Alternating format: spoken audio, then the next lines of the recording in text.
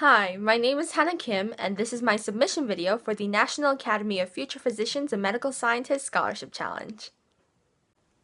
As many people know, education is the basis and foundation for multiple professional fields, including medicine.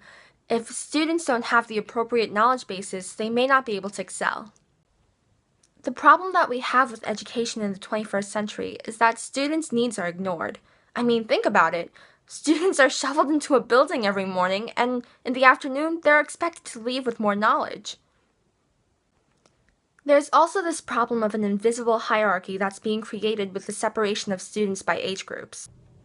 Instead of being separated based on knowledge capabilities, students like me are, in a way, forced to be colleagues with other people our age. Yes, it's true that individuals of the same age group tend to have similar knowledge capabilities, but especially in the modern world today, that's not necessarily the case.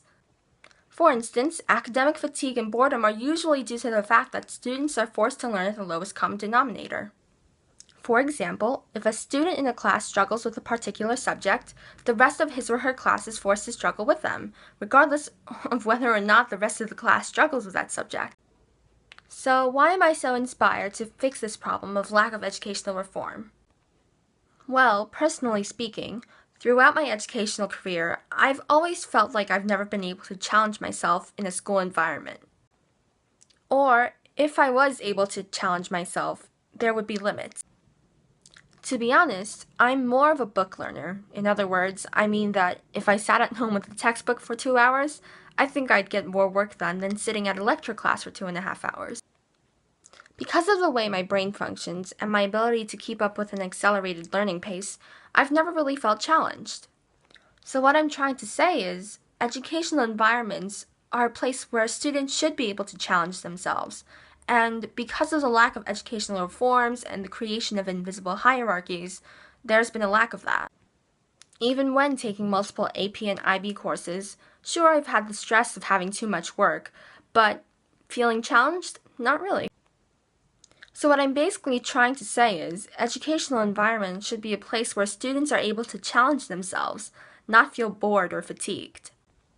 And as a student myself, I'm able to say that most of the time at school, I feel bored and fatigued.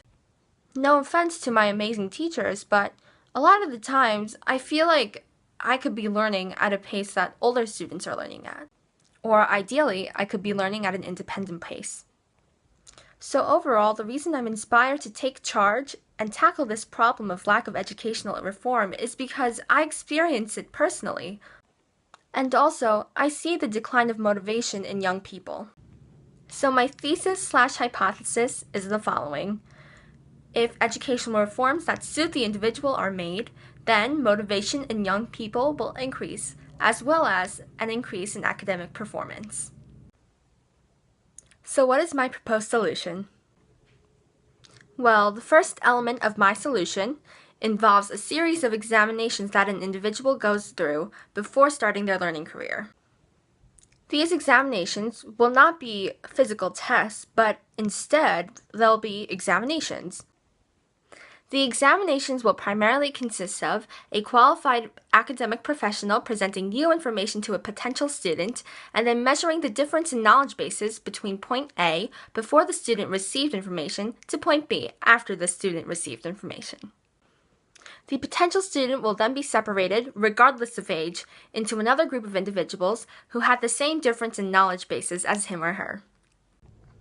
This element of my solution then tackles the problem of the invisible hierarchy based on age being created, and it solves the problem of some students being able to learn at an accelerated learning pace. The idea of learning at the lowest common denominator will no longer be a problem. The second element of my solution involves educational institutions allowing individual studies. In other words, educational institutions should allow a student to conduct self-study for certain subjects. The second element of my proposed solution solves the problem of some people being able to learn more readily through listening or through lecture classes versus other people who may be able to learn more readily through reading. Educational reform provides endless possibilities for societal, political, and medical innovation.